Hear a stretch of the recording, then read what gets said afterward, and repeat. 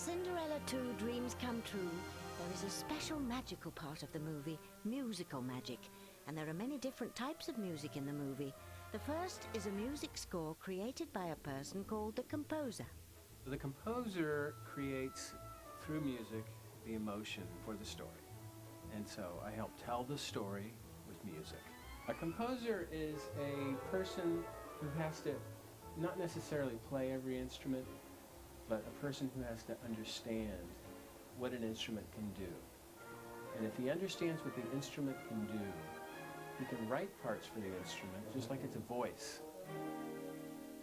But what exactly is a music score? It's music that has nothing to do with being a song. It's music that has to do with conveying emotion. And most of the time, you wouldn't notice.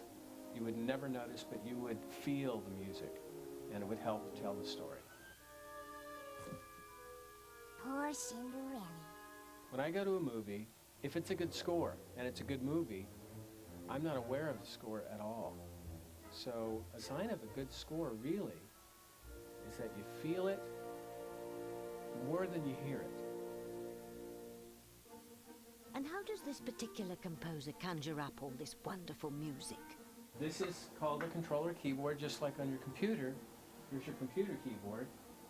Looks like a piano, but it will play any sound. You assign it to whatever sound you want to play. So it can be a piano, it can be a voice, piccolo, it can be a flute, it can be anything that you can imagine, sonically speaking. The instruments that we would use for this score would include all the woodwind instruments: piccolo, flute, clarinet, bass clarinet, oboe, English horn, bassoon, contrabassoon, and then we have French horns,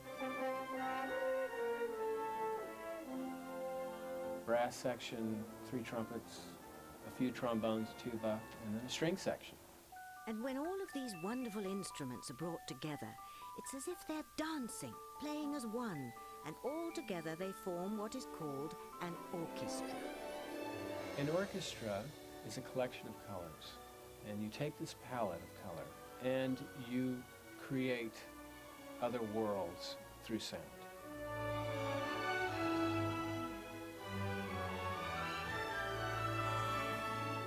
I use certain instruments and certain themes for certain characters. The fairy godmother, we use Bippity Boppity Boo. That's really what her theme is. Did you notice that song every time you saw the fairy godmother? Yeah. What an excellent idea. For Cinderella, we use A Dream is a Wish Your Heart Makes, and we also use Follow Your Heart, which is a new song written specifically for this movie. For Anastasia, there's a song called It's What's Inside That Counts, and there's another song that was written for Jacques, the mouse, called The World is Looking Up to You. Music as an art form gives you back all the energy you put into it. It's very gratifying because you get to hear all these musicians play all these ideas that you come up with. And that experience, for me, is unlike anything else I can get in any other facet of life. All of the songs in Cinderella II were sung by Brooke Allison, who has her own magical connection with the star of the movie.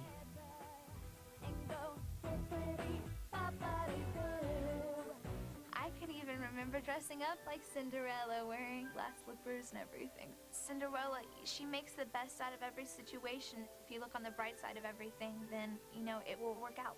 I'm sure I can learn it in no time.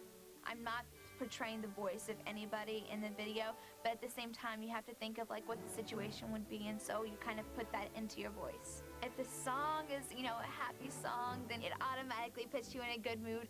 I feel more comfortable singing for people than I do like going to the mall with my friends. I mean, it's just what I've grown up feeling most secure about myself with. When I was younger and I was having a bad day, I would walk down the street and just like sing, like make up words and sing whatever I'm going through, and it just helps. My favorite part of recording a song